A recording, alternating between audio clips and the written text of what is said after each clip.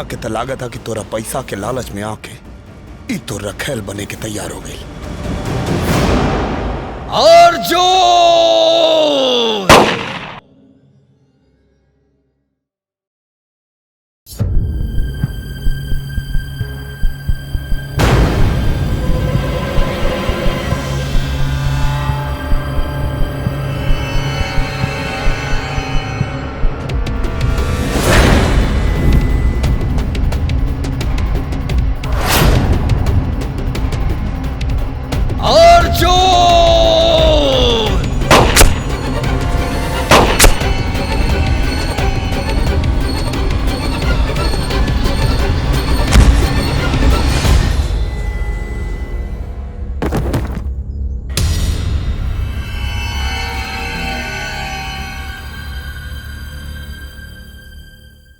का सोचे तारा अर्जुन?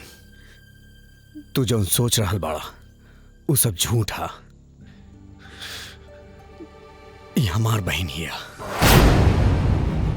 हमार आपन खून। हाँ अर्जुन, हमनी के नेपाल के जुमसुम के रहे वाला बानी,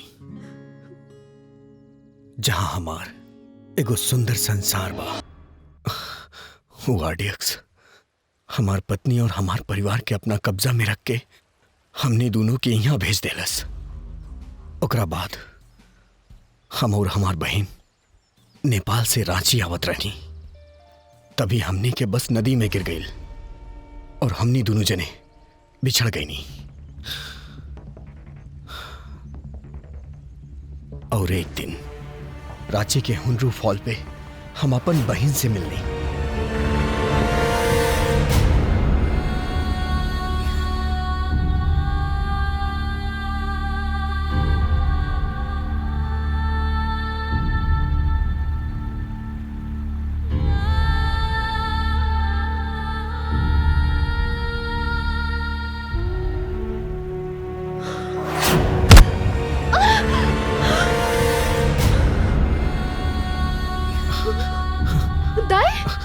पद्मा, तपाईं जिउँदै हुनुहुन्छ?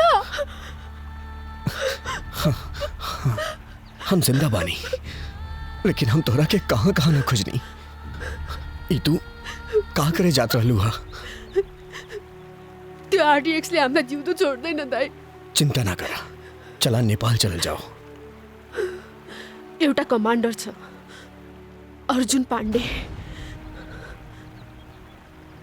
त्यसलाई हामी नेपाल लिएर जाउँ दाइ। काहे? तर त्यो त्यसै मान्दैन दाइ। भन्छन् नि, फलामलाई फलामले नै काट्छ। त्योसँग 10 हात्ती बराबरको तागत छ। हावा जस्तै तेज छ त्यो। त्यसलाई हामीले नेपाल लिएर जान सक्यौँ भने त्यो राक्षस आरडीएक्सबाट नेपाल र भारतलाई बचाउन सक्छौँ दाइ।